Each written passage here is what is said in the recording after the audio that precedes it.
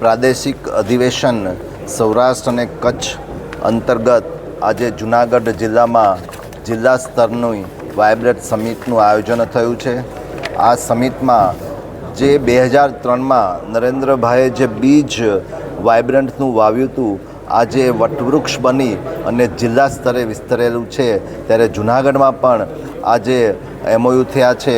લગભગ 1209 કરોડ જેટલા MOUમાં 2858 જેટલા લોકોને રોજગારીની તક મળશે। કૃષિ ક્ષેત્ર હોય, ફૂડ પ્રોસેસિંગ હોય, ઉદ્યોગ ક્ષેત્રે હોય, સૂક્ષ્મ લઘુ અને સામાન્ય માધ્યમ જેવા ઉદ્યોગો ક્ષેત્રે અને પ્રવાસન, જ્યારે આ ગિરનારની ભૂમિ છે અને આ સંત શુરા અને સાવજની ભૂમિ છે, ત્યારે પ્રવાસનને પણ અહીંના જે સિંહ છે એ વિશ્વમાં એશિયાટિક સિંહ પણ વખણાય છે। ત્યારે પ્રવાસનને પણ વેગ આપવા માટે આ MOU ખૂબ જ સારી રીતના ભવિષ્યમાં જૂનાગઢ જિલ્લાને મદદ કરશે અને તેના દ્વારા રોજગારીનો પણ તકો ઉત્પન્ન થશે। આપણે હમણાં જે એક વિડીયો જોયો એની અંદર જોયું કે વર્ષ 2003માં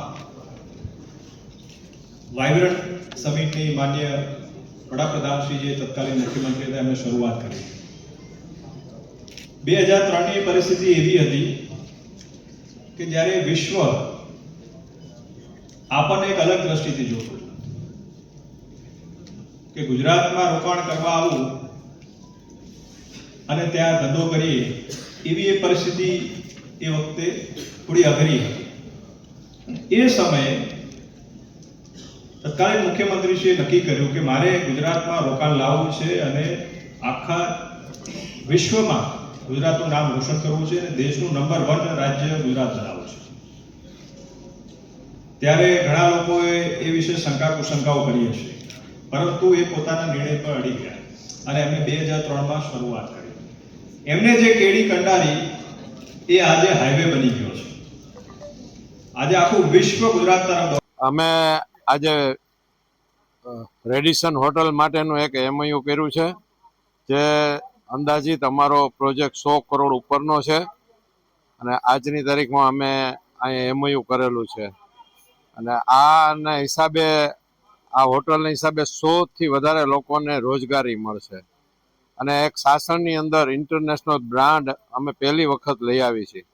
એટલે આનાથી ઘણા ટુરિસ્ટોને પણ વધારે ફાયદો થશે અને એક ઇન્ટરનેશનલ બ્રાન્ડનો એને એક અનુભવ થશે। આ ટુરિઝમને મોટામાં મોટો વિકાસ અત્યારે સાસણ અને જૂનાગઢમાં થઈ રહ્યો છે, એના ભાગરૂપે અમે આજે MOU કરેલ છે। વિશાલ ધ ગ્રીનવુડ રિસોર્ટ અને રેડિસન